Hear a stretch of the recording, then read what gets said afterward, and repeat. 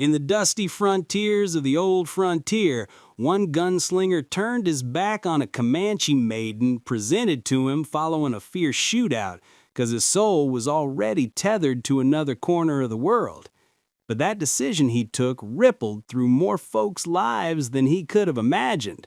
Curious why he spurred his mount toward a grieving widow rather than fame?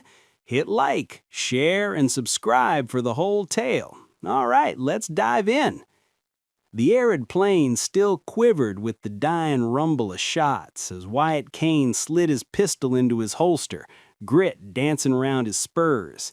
The corpses of 3 bandits sprawled limp in the blistering soil, the toll for snatching 2 Comanche youngins. Wyatt hadn't moseyed into this gulch hunting for strife. He'd just aimed to bring back the pilfered pony he'd spotted straying by the creekside. But calamity out here never knocked polite before crashing the party, and as haze curled from his barrel, he knew he'd galloped headlong into an instant that'd shadow him till his last breath. The Comanche folk emerged gradual-like, slipping from rock formations, their gazes stretched wide with awe and thanks. For a beat, the breeze ruled the hush, skimming etched ravines and lashing loose locks over the ladies' cheeks. The band's elder leader shuffled ahead, propped firm on a timber cane etched with marks of their forebears. His stare, faded by years, glowed with profound wisdom. Wyatt sensed the heft of that look, eyes that had stared down grief, peril, and the uncommon mercy of sudden rescue. "You spared our little ones," the elder murmured, tone even, though a quiver of feeling lurked underneath. A fella who stakes his hide without chasing payback is a soul of grit. Wyatt dipped his chin in deference, uneasy under the acclaim. But the elder pressed on, his words laced with the gravity of old rights. A soul of grit merits kin. At first, Wyatt figured he'd caught it wrong, but then he spotted the last glide forward, Alara. She didn't quiver, didn't duck from posting by her kin's guide. Her poise eased Wyatt's pulse into a reflective rhythm. Alara couldn't have been over 20. Still, her gaze cradled the steady guts of one who'd weathered storms, ambushes, and the bite of a territory that forgave nobody. Her raven tresses draped free down her back, trimmed with just a slender woven plume. She eyed Wyatt, not in dread, not in feigned fondness, but with that gentle, courteous wonder you grant an outsider who's just reshaped your stars. The elder motioned her way soft-like, laying no force, just grave intent. "Should you want," the elder offered, "Ilara will stand as your bride. Our band'll ride at your flank." The declaration sank swift into the sun-baked breeze. Wedlock, a tie hallowed in Comanche lore, never tossed casual, never claimed without a full soul. Wyatt's breath snagged, his boots rooted to the ground like the dust had hardened to granite. The horizon shrunk to the woman before him, fierce, serene, yet plainly tender, hauling her private yearnings unspoken. Wyatt held the Comanche and their paths in high regard. He grasped the gift weren't possession, but tribute, thanks, and alliance. Yet wedlock spelled an endless vow, not a nod. He pondered the duties that'd tag along with taking Alara's side, merging with their clan, swearing safeguard, shaping an existence that'd lash him to their lore and tomorrows. It weren't dread stalling him, but honesty. A gent oughtn't chain another to a road when his own spirit wandered clear to a whole nother spock. The parched gust toyed light at Wyatt's duster, flirting the hem like it was coaxing him to voice up, to pick. Trailing him, the final wisps of powder haze melted into the skyline. Around him, the band lingered patient, getting that a call this heavy couldn't be rushed. Gradual, Wyatt glanced Alara's way again. She held his eyes with a courtly tilt, like she was whispering wordless that turning it down wouldn't stain her. She stood solid in her spirit, grounded like a mesquite despite her green years. Wyatt cleared his throat at last, voice hushed but sure. "Your gesture lifts me higher than words can say," he told the elder. but a gent takes a bride only if he can pour out his full spirit. Mine's anchored, yonder. The second they spilled out, he tasted both ease and ache, not for his own sake, but for the hopes he'd just set loose. The band took his reply with solemn grace. No fury, no letdown, just understanding. The elder laid a palm on his arm, noting that forthrightness ranks as the truest tribute. Alara eased back among her kin, a faint curve gracing her mouth.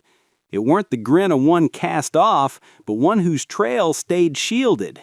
She harbored visions, too, visions that shunned being anyone's grave duty. Wyatt saw it then. She'd met the chance of union not from want, but custom, same as she met the passing with poise. Her mettle echoed the lady he truly held dear, a bereft soul called Eliza, hold off leagues off, bearing grief in her glance, but fire in her core. As Wyatt ambled to his mount, the orb sank low, streaking guilt across the gorge rims. The band eyed his leaving, not as a stray, but an ally. He swung aboard, doffing his lid to the elder in a muted send-off, and wheeled toward the trail, winding him back to Eliza's modest spread, a place where chuckles crept back in, where her little lad once clamped around him fierce and free.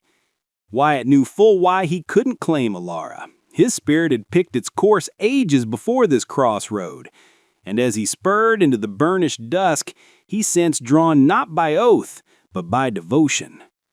Wyatt inclined his head to the Comanche elder, the mantle of esteem draping his frame like a soft throw.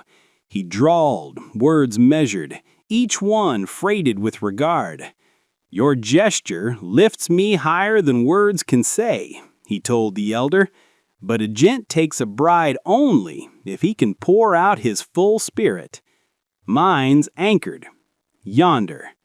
The zephyr hushed, like the Badlands itself held breath for the candor. Wyatt braced for letdown, maybe a muted pang, but what came was richer insight. The Comanche prized candor over hollow oaths, and they clocked his no as coming from backbone, not slight. Alara held steady, fingers laced easy, her look serene and noble. She weren't alas shattered by the brush-off, nor one lashed blind to right. No, she felt unburdened.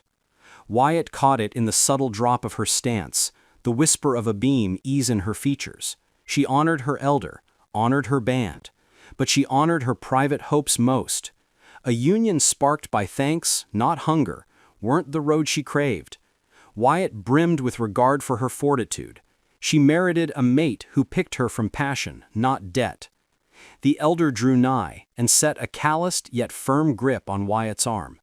"A gent who voices truth strides with a light soul," he rumbled. His timbre held no regret, but esteem all round. The band dipped heads in accord. The young'uns Wyatt had freed peeked from 'neath their maws' hems, saucer-eyed and beholden, blind to the profound parley brewin'. Days out west were brutal, fickle, and plenty unjust. But this instant, this barter of straight talk, it rang like a scarce brand of calm. Wyatt pivoted to his reliable bay stallion, the beast that had hauled him through gales, clashes, and endless lonesome dusks. He cinched the girth tight, an odd quiet blooming within. Aft him, the band drifted to their digs, their chores, their daily sway. Not one mutter of ire or blame. It was a truth he'd grasped plenty, but never let sink bone deep. Amongst the Comanche, honor outshone results. They saluted picks, even the thorny ones. As Wyatt toed the stirrup, the dry puff grazed his jaw, crisp and steadying. He vaulted to the seat and peered back once more. Alara lingered by the elder, her profile to the aureate edge. She gave a last incline, a sign bearing no gall, just esteem. Wyatt touched his brim back. Though their realms differed, their trails had tangled with aim, to grant sharpness, nerve, and liberty to chase their own dawns. He wheeled his steed sunward, toward a sweep of vast prairie that bent into gentle swells. The light waned, brushing the vault in honey and blush. Each clip-clop bore him farther from the camp and nearer the humble plot he'd graced moons past. the haven where he'd patched rails, fixed a shingle, and supped hot grub at a rough-hewn board that nigh felt kin. He'd bolted sudden-like then, muttering it was mere labor. But now he owned the fact he'd dodged.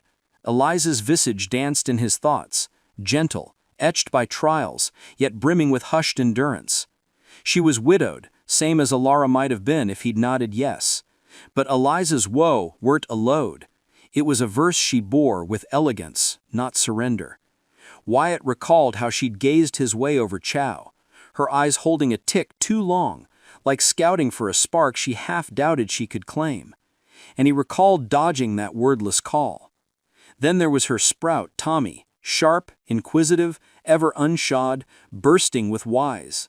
The debut time Wyatt rolled up to their claim, the kid charged straight, slinging tiny limbs around his calf and hollering, "Uncle Wyatt!" It jolted him, thawed him, spooked him. Wyatt was a rover, a shooter when pushed, a hand when gigs called. He weren't forged for hearth, or so he'd reckoned. But Tommy paid no mind to that. He just spied a solid soul and cherished him pure. As Wyatt pressed on, recollections swirled like trail dust. The twilights he'd jawed with Eliza on the veranda while constellations draped the dome. The spells Tommy nodded off in his hold after a day of romping. The mutual quiets that soothed deeper than chatter. He'd ghosted it all, convincing himself they fared finer sans him. But today, after witnessing esteem, custom, and a young soul picking liberty, Wyatt at last fathomed his core. He'd long since lit on his anchor. The sun neared spent when he spied the dim shape of Eliza's spread, tendrils of haze twisting from the stack, a cozy gleam leaking from the panes. His chest clenched, not in jitters, but in something profound akin to dawning faith. He reined easy and paused there a spell, drinking in the view. He could wheel off like he'd done endless before. But this evening changed. The route he'd staked weren't forged on bond, right, or demand. It stood on something plain, still, and mighty. Affection. Wyatt clucked soft and tapped his heels. Soft lantern glow lit the stoop where Eliza perched, stitching a tiny coat that screamed her boys. She lifted at the thud of hooves, startle fleeting across her brow afore melting to warmer. Tommy exploded from the frame a heartbeat after, yowling his name with raw delight. Wyatt eased down deliberate, the dying sunbeams enfolding him like a vow. And as he strode their way, he knew his ramble through the years weren't aimless drift no more. It was at last honest to goodness guiding him to hearth.